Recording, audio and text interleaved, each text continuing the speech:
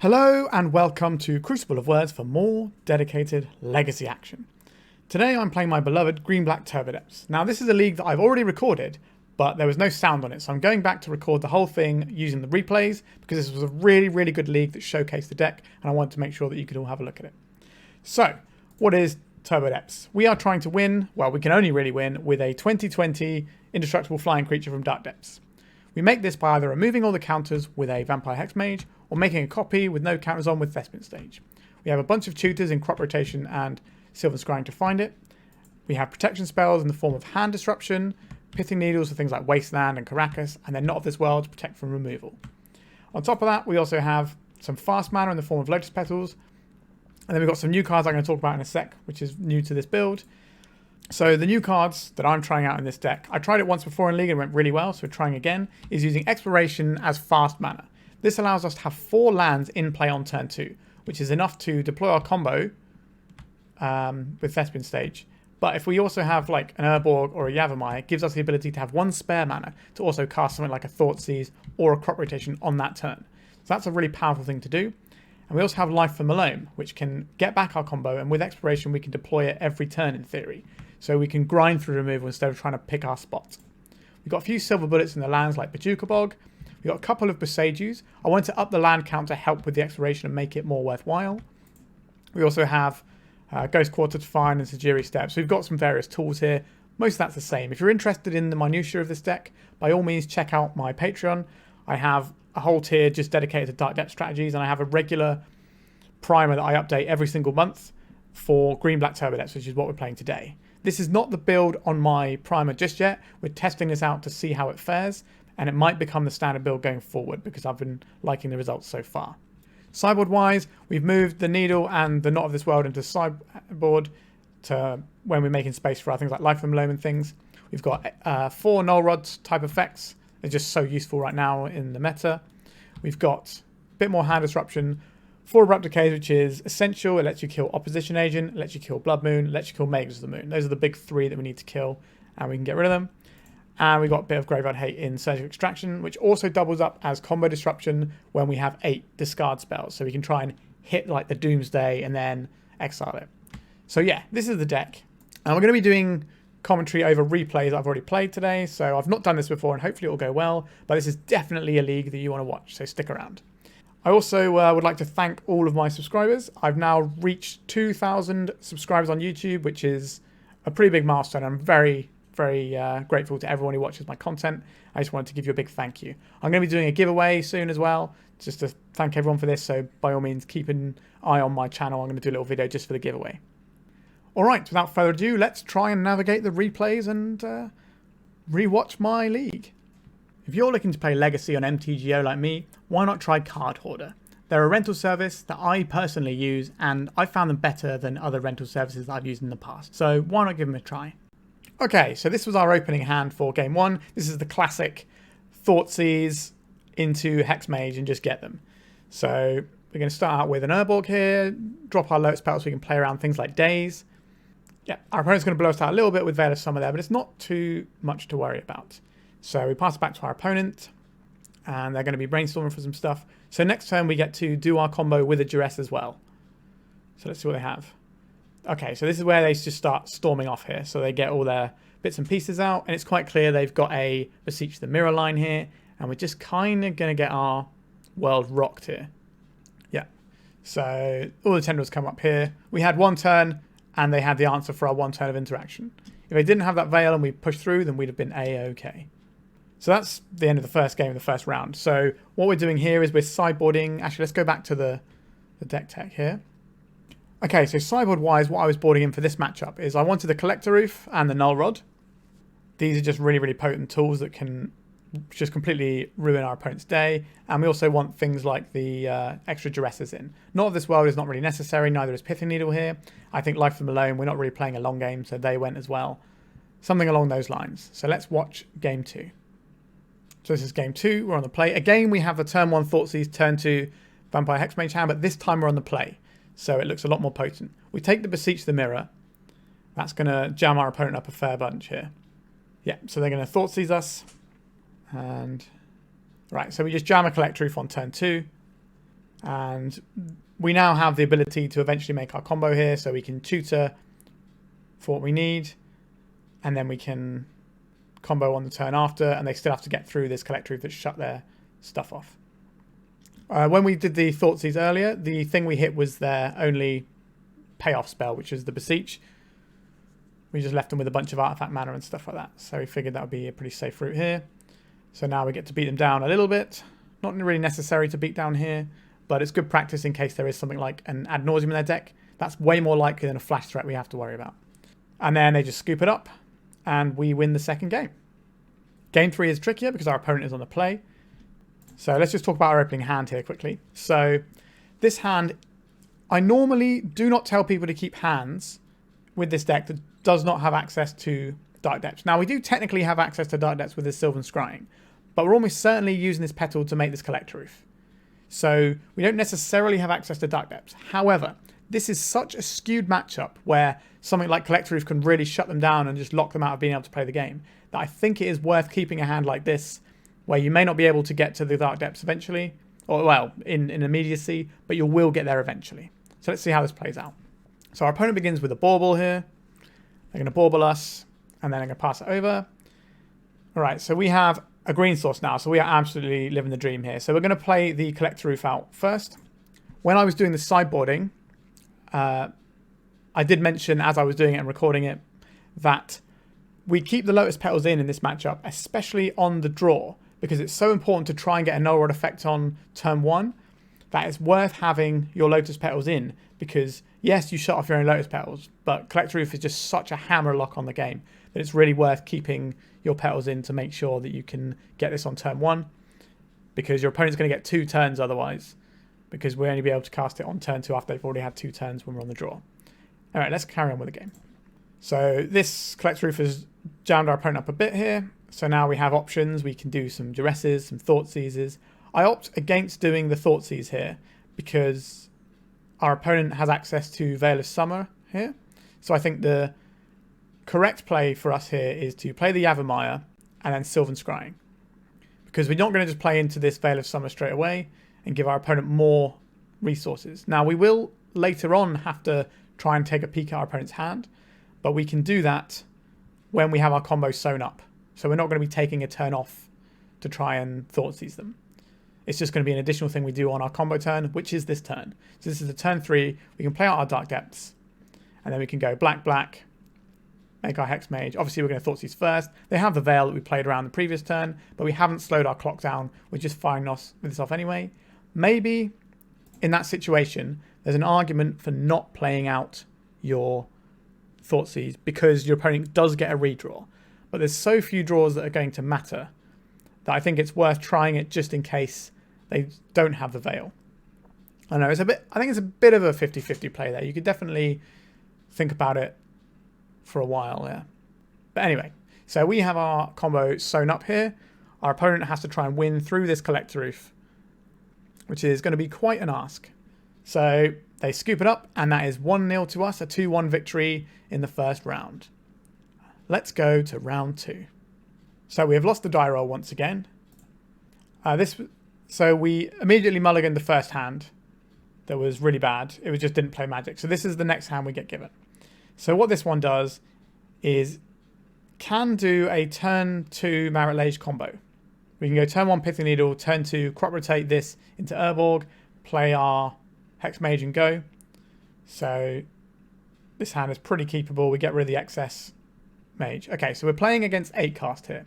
So the things to watch out for us in this 8 cast matchup are bounce spells, things like Ether Spell Bomb, which can come in off of an Urza Saga. So normally when you see an Urza Saga, you have a small window in which to act before it pops off and gets you the Ether Spell Bomb that can ruin our day. They also have Otawara. So this is our opponent's first turn.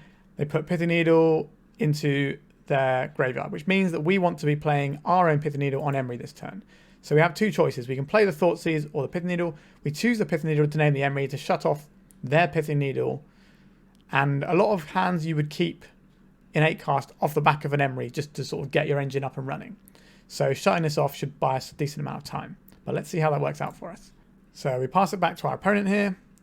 And lo and behold, There's an Urza Saga, which can go and get an Ether Spellbomb, but they just happen to have it in hand already.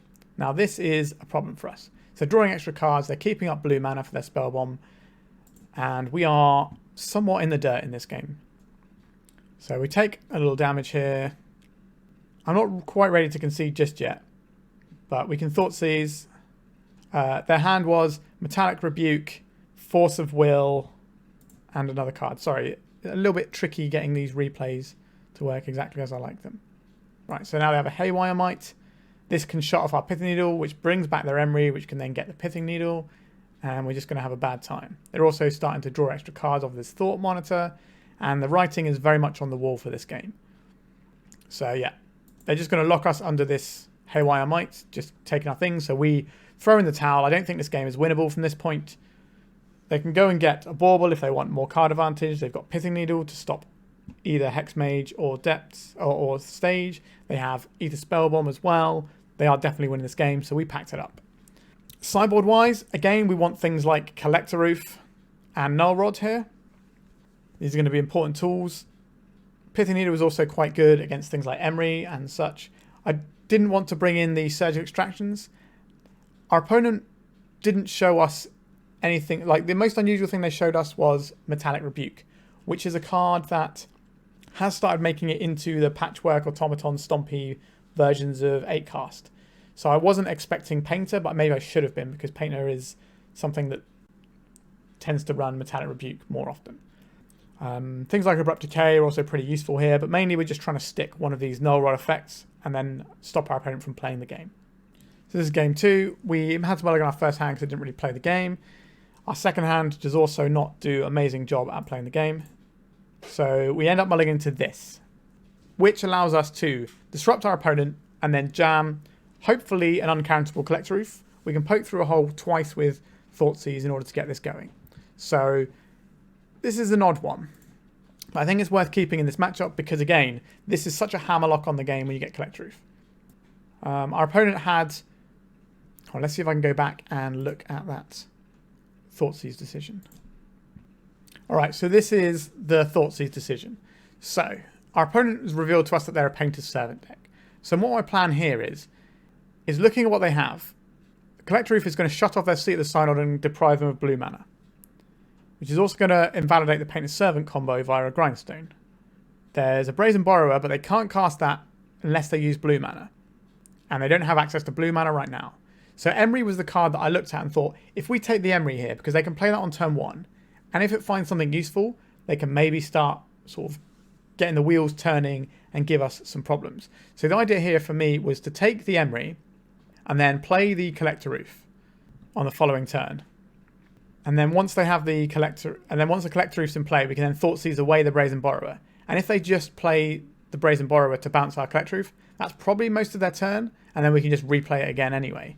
So that's going to be fine for us. So they play out the things that we expect them to play. And now we play our Collector Ouphe. They crack their Bauble in response. And now this Collector Ouphe has just got a hammerlock on the game. We have this crop rotation, which means we can answer our opponent. We can get ourselves our combo if we find either half of our land combo. So we can Thoughtseize again. There's a Brazen Borrower and a Thought Monitor. So we took the Brazen Borrower that we knew about. So that just gives them no answer to our Collector Ouphe readily available. So we need to find an answer and a blue source. So they jam down this. We happen to draw the Dark Depths on the following turn there. So then in our opponent's turn here, at the end step, we're just going to make our 2020. We don't have to worry about basically anything at this point apart from a counterspell because they still have the Thought Monitor in hand. But there's no way we're not running that. We had to spare Bayou as well. We just make the 2020 end of turn and our opponent scoops it up. So we're back in the game now. We're into a game 3 in this matchup. Alright, so this is our opening hand. This one has a big hammerlock in the game in the form of Null Rod. It also has Exploration, and Life from the Loam will eventually find us our combo when the time comes, because we can just keep dredging until we hit our pieces. So there's a little bit of inevitability there as long as we shut down our opponent's game plan.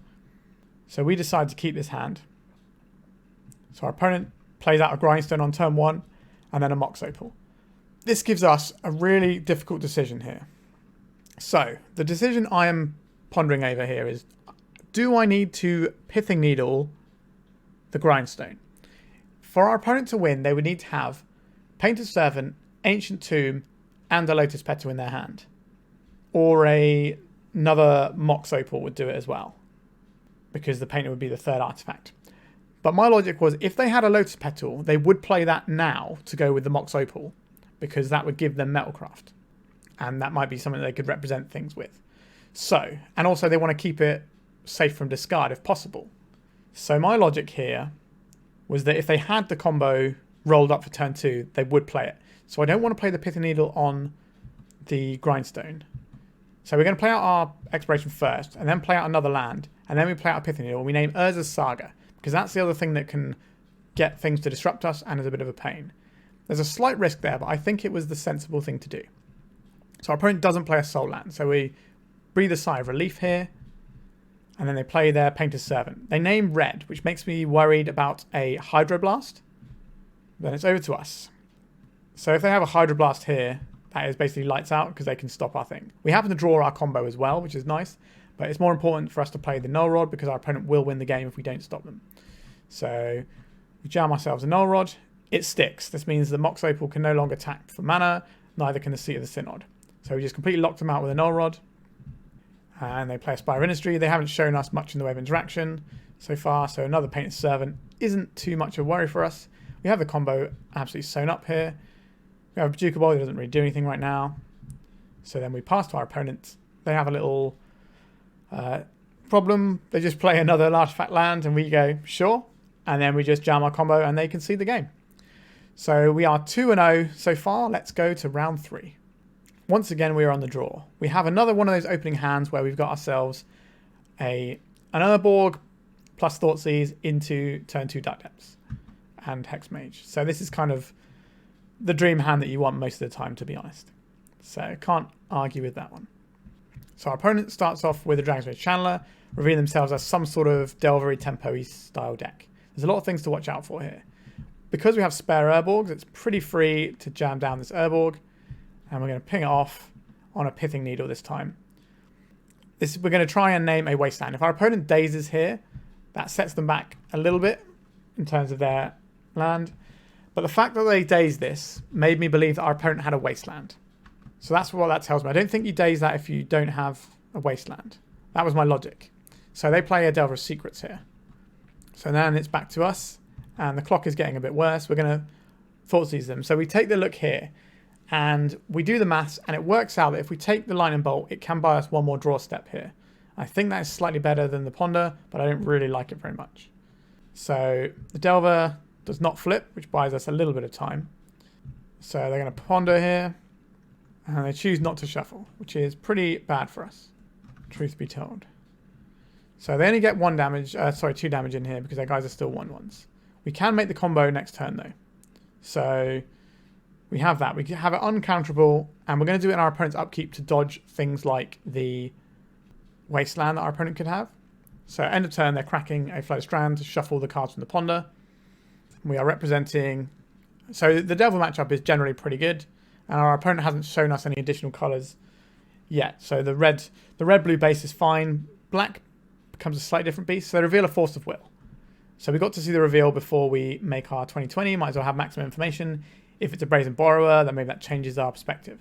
So we know the cards our opponent has in hand are Lightning Bolt and the Force of Will and one other non-blue card, I think. So they need to have a bounce spell and a blue card. So they basically don't have all the things here. I think what they were supposed to do with this Lightning Bolt was fire it off in their upkeep after they'd seen the Force of Will, and we've made our 2020 to try and find the Brazen Borrower. I think that was probably the best plan. So they're going to bolt us here. This makes the Dragon's Rage Channeler have to attack in. And our opponent's had enough and they can see the game at that point. So 1-0 to us in this matchup. I think the Delver matchup is very good for Depths generally. It's kind of built with this in mind. So we're more or less pre-boarded. In terms of what we actually bring in, I think we trimmed on the Loams here. And we wanted access to another Pithing Needle to name Wasteland. And there's also some tension between Duress and Abrupt Decay here, between which ones we want and whether or not we want the Not of This World. If we haven't seen any black mana, that makes me want things like Not of This World slightly more than the Duress because we're not trying to Duress away a Shoulder's Edict. Abrupt Decay is interesting because it gives us the ability to slow the game down. So I think we take out a Bojuka Bog here. Even though it has merit, we're never fetching in this matchup. It's not a graveyard combo deck. They just have a lot of graveyard synergy. And if we're fetching a Bojuka Bog, we're probably not doing it right anyway. So this is a few little changes here. Let's watch the second game of this round. All right, so our opening hand here is a bit of a weird one, right? So we have Exploration into Dark Depths. We don't have a second mana source. And this hand is definitely going to get run over by a reasonable tempo start, in my opinion. So I think we ship this one. And then we have this hand, which Thoughtseizes, has protection from Wasteland, and has the ability to find the Dark Depths. So we're only missing... Well, we're not missing anything. We just need to have both of our tutors resolve, right? So it's not an amazing hand, but it's keepable. So we take this, and our opponent begins with Dragon's Rage Channeler, which is the best start. They crack their board immediately after binning off a Scalding Tarn from the top of their library. So it's over to us here. So we need to either get the Pithing Needle or the Thoughtseize down. So we go for a basic Forest here, and then we go for the Pithing Needle. They have a Force of Will, which eats our Pithing Needle, which we're not too unhappy about because this means we're more likely to resolve one of our blue spells here. Sorry, one of our tutor spells. Our opponent then immediately plays a Wasteland, though, which is a little bit awkward, I won't lie. But we have an answer for Wasteland at some point if we need it. So now we start playing out non-basics to try and get our opponent to crack their Wasteland. So we go for a Thoughtseize. Our opponent, in response, seeks the Beast, revealing that they are now a Rug Delver deck. I don't believe that they should have kept the Unholy Heat in, but we don't know their configuration. Maybe they don't have anything better here. So we strip them to be Hellbent. I think their Exile Zone has... so their Exile Zone has a Wasteland and a Brainstorm in it. Which is not great for us, because they're going to Brainstorm, pump their Channeler, drop the Wasteland, and just have two Wastelands. So they go to hit our Urborg, so we get to Crop Rotate in response, but they have drawn the Force of Will immediately off of the Brainstorm, and the one card they have was Force of Will blue card. So that kind of rocks our world in a big way. And that's probably the moment the game is over, I think. Like, we can rebuild, but our opponent is clocking us pretty quickly at this point. Now, we have a Sylvan Scrying here that we've drawn. So we get to... Sorry, we drew the Thespian stage, so we know what we're Sylvan Scrying for. So we go and get ourselves a Dark Depths. But that means we've still got 2 turns to go before we make our guy. But they just play another 3-3, and that closes the window in terms of the amount of turns we have left. We just didn't quite have the stuff to get there. We also had to try and beat this Wasteland at some point, which requires us to have like a Ghost Core or something. So we use our Thespian stage to copy a Swamp to try and have something to do with the Wasteland. But at this point, we're at 1 life, and we're just dead anyway. We did find the Boseiju, but our cards came in a slightly awkward order, and that was the end of that game. So then we go back to the sideboarding. I think I left in 1 life from Loam for this matchup, but I think I took it out in game 3. Into game 3. So this was the first hand we got dealt in game 3. Sejiri Steppe is not great here. The Exploration isn't really putting in extra stuff. I'm trying to resolve all these crop rotations against Delver might be problematic. So we ship it back and we get the classic turn 1 Urborg plus a spell, turn 2 Hexmage Dark Depths. So we keep this one. We've been off the Sejiri Steppe and we lead off with an Urborg into Pithing Needle start.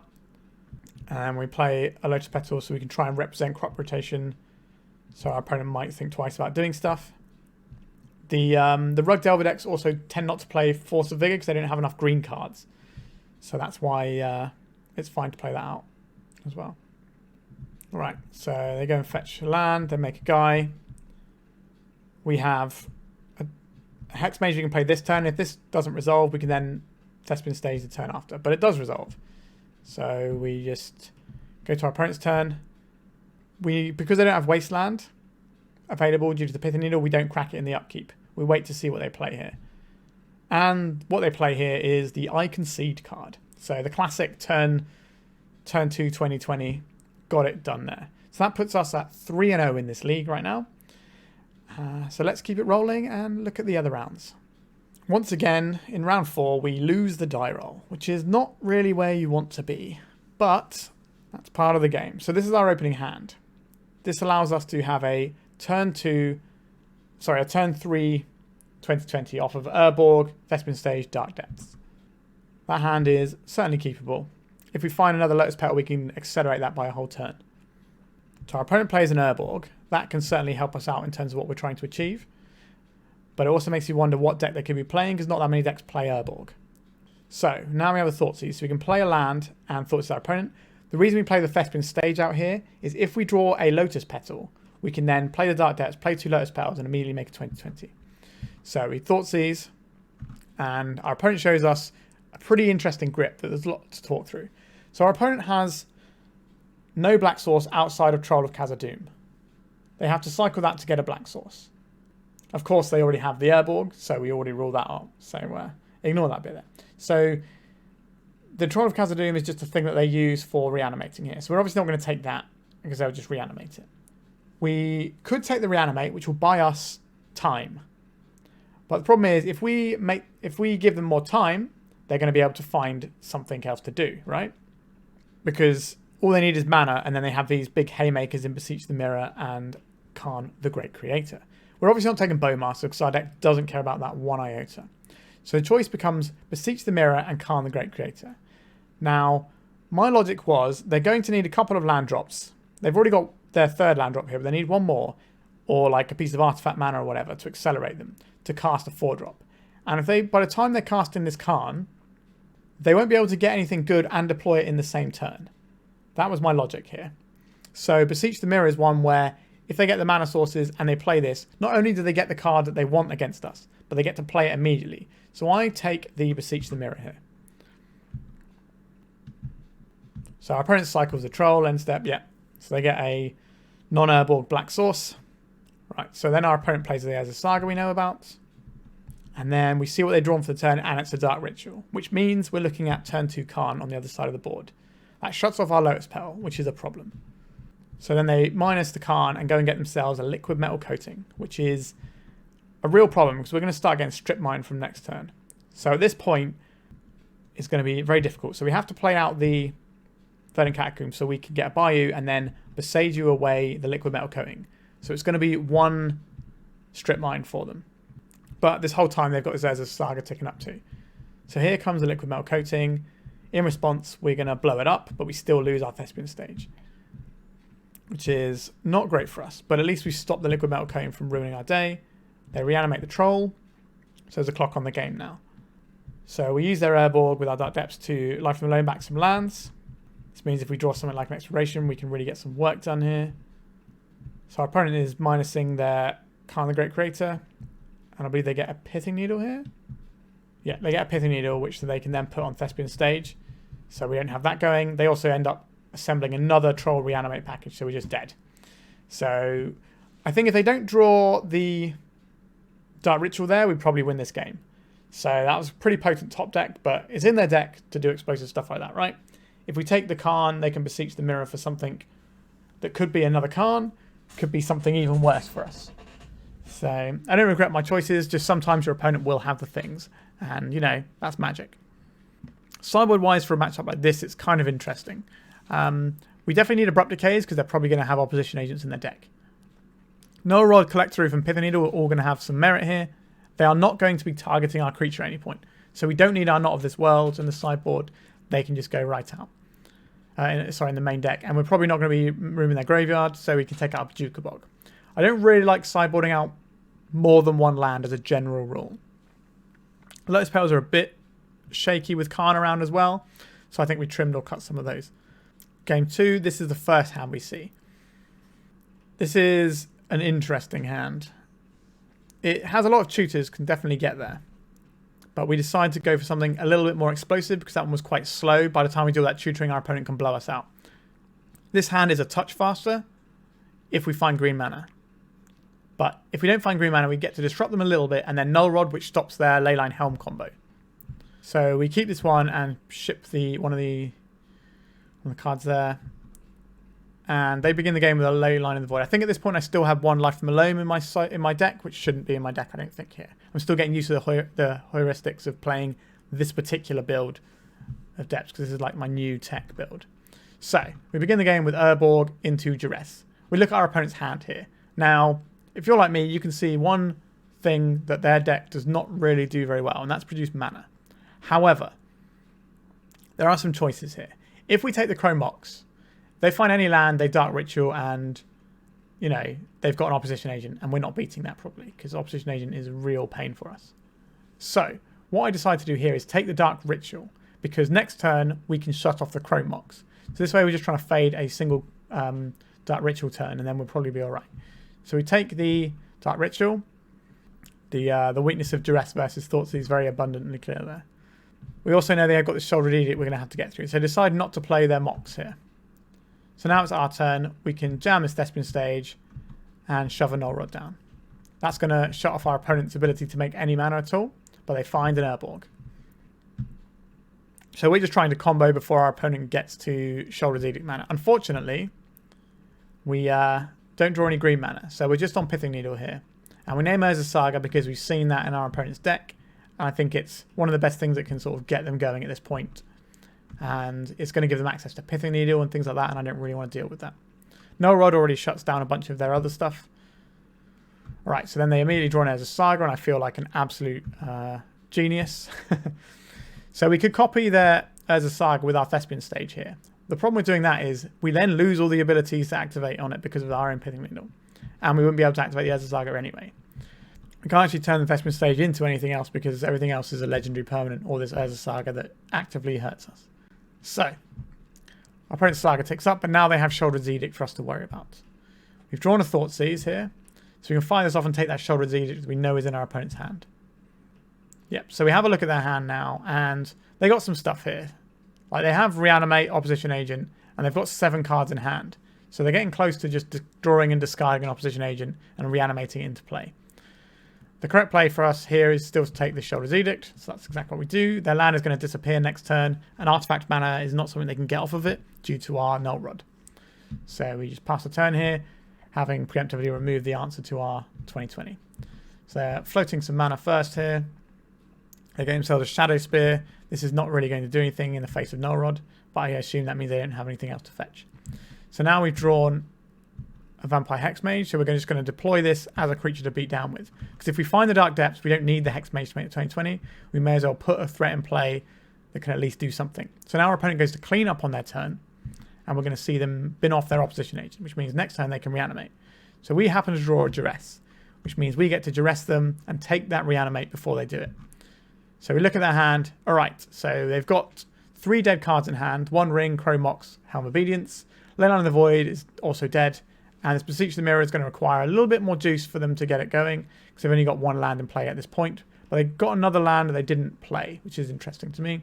But they obviously kept it in hand, so they could discard the opposition agent to reanimate it. So we take the reanimate, so they can't take their opposition agent into play. Then we bash them for 2. Then it's our opponent's turn. They play the Swamp we know about, and guess what they drew? A reanimate, sure. Alright, so our opponent's top decks have been pretty good both games so far. But they put these cards in their deck for a reason. They've got so many dead draws in their hand, they were bound to draw something good at some point. Speaking of drawing something good, we serve back with the top deck of our very own in the Dark Depths. We don't have to tutor anything around this opposition agent, we've just got it. So our opponent gets 1 draw here. Let's see what they go for. They can't attack into our first striker. We deploy the 2020 and they immediately concede. So our opponent had a good top deck. Well, our opponent had a very good top deck. Probably, or arguably, the best top deck they could have. But then we serve back with the top deck. So ends be the breaks. But our sideboard cards were very good. So then we went to the 3rd game, taking out that 1 life from Loam I think I had left in. Alright, so then our opening hand is this, which is not particularly exciting. We would need to find our Dark Depths somehow. Null Rod isn't necessarily going to do all the work against them. Like, they can just play like a troll and we just lose, especially on the play, where they could like discard us, turn 2, get a troll going, and we're just not beating that here. So we mulligan this into this hand, which is a bit of a weird one, but we have double Null Rod to shut some stuff off if that's what we want to do, but we need to keep all of our lands for the purposes of exploration. So we've been off a Null Rod, and we're going to keep this hand because we at least have access to our Dark Depths, and we have a Boseiju to answer some problem permanents. So our opponent then griefs us, which is not amazing for us. So here they take the Null Rod, which means they've probably got some amount of artifact mana, but we do at least not have any scary artifacts answered with Boseiju. And then they play a Shadow Spear. So then we just play out our Bayou, drop our Exploration, and then we just play our Boseiju as a land here, though, and get a Pithing Needle going. This names as a Saga, so our opponent can't make constructs to equip, which is really important, because I imagine our opponents kept their hand largely on the fact that they can make construct tokens. Alright, so they play an Urborg, which helps us out a little bit, and they have a Reanimate for their grief. So we're going to lose our Duress, so we lose the ability to have a look for something like a Shoulder's Edict in our opponent's hand when the time comes. We draw a land, not very exciting. We play our Dark Depths, and our opponent's got some stuff going on here. This is the turn, though, where I think our opponent makes an error that I would not personally do in their position. So they float mana off of their Urza Saga, and they play this Pithing Needle on Thespian stage, which, you know, is going to do some work against us for sure. But then they play a Doughty Voidwalker here, and I think the correct play here is to equip your grief with Shadow Spear, and then go up to 20 life. Because you know that you're going to be able to swing one more time and go up to 24 life, which is going to buy you more turns, if I do somehow manage to make a 20/20 here. Because they know we've got Hexmage already, so... And they know we've got another path, and they already had the second land to make sure that they could cast a Doughty Voidwalker on the following turn. So what they've opted to try and get us dead, rather than give themselves... rather than to make our combo take a whole additional turn. We remove a counter at the end step, not really ever going to come up, but we immediately draw a Vampire Hexmage. So this makes up for our opponent drawing Dark Ritual in game 1, so we just jam this Hexmage. And now if our opponent had gone up to 20 life on the last attack, this attack they could go up to 24, and then we would swing back for 20, and they'd at least have a bit more time to try and cobble something together here. But as it stands, they can bash for 6 and put us to 11, but they have to have Shoulder's Edict here. And we have to go for it here, right? Because we're not beating this clock. So we just make our 20/20 end step. And does our opponent have the Shoulder's Edict? They don't do it on our end step. I think you do want to do it in the end step if you have it, though. But they didn't do it then, because it just gives us more cards to draw, which may be some sort of weird answer that we can have. Like crop rotation for County Garden type nonsense. So we swing. I'm on the edge of my seat. Are they going to let this hit? Do they have an answer? And they don't. So we managed to get there. So our opponent beat us with their top deck in game 1. We beat them with our top deck in game 3. And then game 2, we both kind of top decked back and forth with each other. And I ended up coming on top. So a little bit fortunate. But you're not going to win all your games of Magic unless you get a little bit lucky, right? So this puts us to 4-0. And we're going into the trophy match with this one now. Once again, we lost the Dyro. I think we lost the Dyro on like every single round, maybe. Alright, so our opening hand here doesn't do anything, right? We've got these 2 life from Loams. That's already basically a mulligan. We don't have any way of getting our combo. So we send this one back. This gives us the turn 1 Duress, turn 2 Duress again, and then we can... Well, actually, no, we throw back the Duress here because we're not going to be able to cast them both, right? Because we want to save our crop rotation and the Not of This World. So we get one look at our opponent's hand on turn 1, and then we get some other stuff going on after that, including some protection. They play the Sleep Cursed Fairy, which is a bit of an interesting one if you're not familiar with it. It's a 1 mana 3/3 flying ward 2. So we're not really going to be tangling with this at any point. What it does, it comes into play with 3 stun counters on it. So a stun counter says if this creature would become untapped, you remove a stun counter instead, and you can pay 2 to untap it, which effectively removes a stun counter unless it doesn't have any. So it's over to our turn here, and we have the Duress start. Not quite a Thoughtseize start, but we look at our opponent's hand and it doesn't have a lot going on. We don't care about the Bone Crusher Giant. We don't care about the Lightning Bolt. And we see a Mutavault here, which is interesting, because what does that mean? That means our opponent probably needs creature types. So I wasn't quite sure at this point what they were up to. But we take the Brainstorm. And so I thought they may be like doing something a bit weird. Could be like fairies or wizards or something. But it's just hard to tell because they also have this knight there. Sorry, this giant. So they play this Mutavault and pass it. So then we get to go to our turn. So we can just jam this Dark Depths, knowing that our opponent... We've seen all of the cards in their hand bar 1. And one of those cards... And only one of... And if they counterspell this, we at least get to then try again next turn with a crop rotation. So we jam this Hexmage and it gets through. So our opponent does something at end of turn, and we're like, oh my god, what are they doing? And they're just removing a counter from the fairy. So then it's their turn. So what we do is in their upkeep, we make our 20/20 because this plays around Wasteland. Whether or not they're going to be running Wasteland alongside a Mutavault, though, is a little bit squiffy to me. But I think it's free to play around there. We have our Not of This World. We're definitely making the 20/20. So it's over to us. We play the Yavimayas. This gives us 2 forms of protection, including around 1 day, so we can Not of This World and we can get Sejiri Steppe off of crop rotation. So we're going to fire in the Marit Lage here. And our opponent has 1 blue and 1 colourless in the pool. So I'm thinking, oh, okay, it could be a borrower, but no. It's just an untap of the Sleep Curse Fairy, which is just going to chump block, which is fine. So our opponent then gets to untap. And this means they don't have an answer in hand, because you wouldn't throw away that card unless you had an actual answer. And they don't have one on their draw step, so they scoop it up. Sideboard-wise, for a matchup like this is interesting. I was expecting Wasteland, so I wanted this Pithing Needle. And again, this is not really a matchup where Life from the Loam is shining, which is a bit awkward because it's kind of one of the new things we wanted to do, but I don't think this is the place for it. Because we've only seen blue and red, Not of This World looks good here because they're going to be relying on bounce spells to deal with our guy. And Duress and Abrupt Decay are also useful. Again, we're not looking at a graveyard deck, so we don't want this Bojuka Bog. So I think we're trimming like Loams and maybe trimming an Exploration and this Bojuka Bog to fit in some Needle, Not of This World, and some Decays, and maybe a Duress.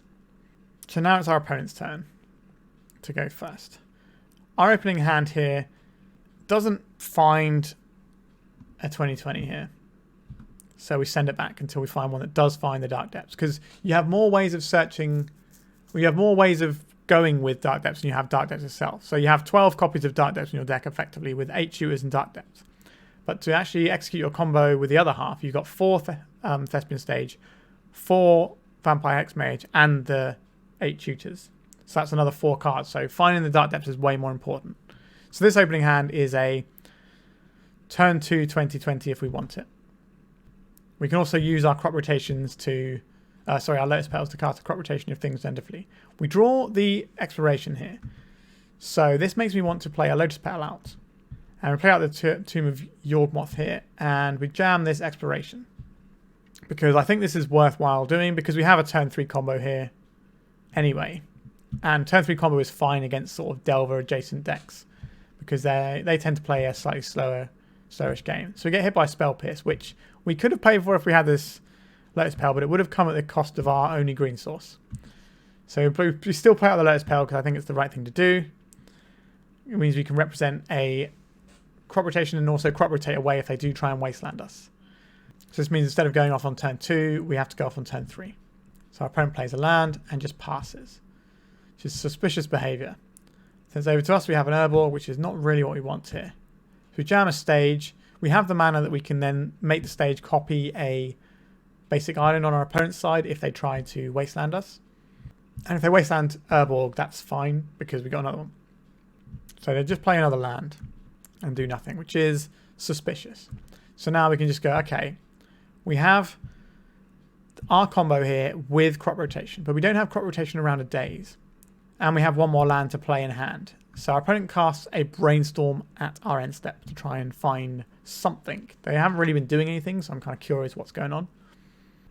So they crack their Polluted Delta.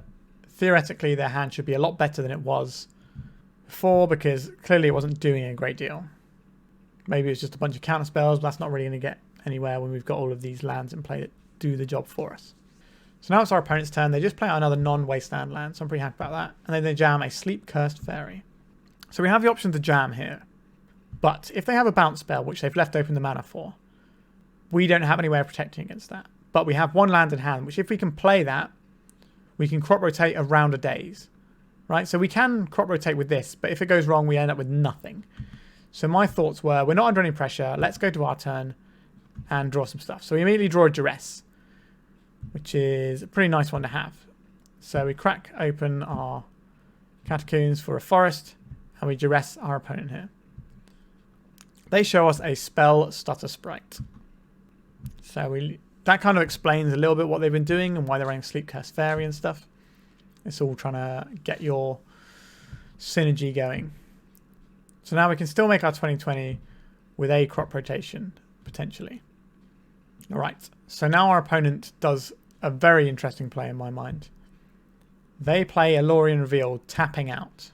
So this gives us a window to immediately fire in with our combo, because we don't have to worry about Brazen Borrower now. We can happily untap and then have the mana to play around the days and stuff like that. So we just smash straight into our Thespian stage combo, deploy the 2020. Now we do have some creatures to get through. They can untap that Steep Curse Fairy because it's going to go down to 1 counter, and then they can funnel 4 mana into it. So we draw a Yavimaya. So all of our lands are Bayous. Go for a crop rotation here while our opponent's tapped out, because they have to have Force of Will or they lose here, right? Because if they have Force of Will, they counter our crop rotation, and we still get to attack with our 2020. But if they don't have Force of Will, we get Sejiri Steppe, give it Pro Blue, and we kill them. If they have a Brazen Borrower in hand, then they could bounce our guy, and we just give them more turn to draw that Brazen Borrower if we give them more draw steps, right? And if they have a Force of Will or draw into a Force of Will to go alongside their Brazen Borrower, then we lose the game. So my logic here is fire in with this crop rotation. So they immediately Force of Will. So if they had a Brazen Borrower and the Force of Will, we would still lose. So that was the right call to play around the Force of Will there.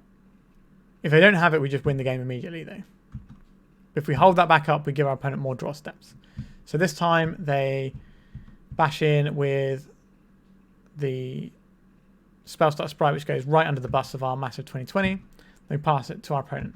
Now, I'm not massively happy about the situation. Our opponent's got a bunch of mana. They've just drawn 3. Obviously, they pitched 2 of those cards to Force of Will our thing. So then they put some red mana in the pool. So they've got 3 in the pool, and they do Flames of Anor. But this creature, this Sleep Curse Fairy, is a wizard. But they're only drawing 2 cards. They're not blowing up our Lotus Petal. Now, it ends up not mattering, I don't think, but you still get the free value there, right? Because you're not removing all targets, because its target player draws 2 cards. So me cracking the Lotus Petal won't count on that.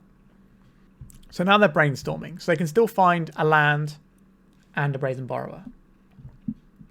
So find the land. At this point, I'm thinking I'm probably just done for here. They can't untap their Sleep Curse Fairy because it would just remove the last counter on it. So now we draw a Sylvan Scrying. So what are the things that our opponent could have that keep them alive? If they've got a bounce spell, like, we're not beating that right now anyway. But what we can beat is something like a Spellstarter Sprite to chump block. Because they can't untap the Sleep Curse Fairy. But they might be able to play a Spellstarter, buy themselves another turn, more draw steps. So we're going to get the Sejiri Steppe and give our guy Pro Blue. Pro Blue resolves. So now I'm pretty sure we've won this one. And then our opponent agrees and scoops it up. And that is the trophy. So, yep, we managed a trophy with my new sort of Turbodepths experiment build, and this is the second league I've played with it. The first league, I only missed out on a trophy by making one tiny little error, I think, that ended up mattering a lot.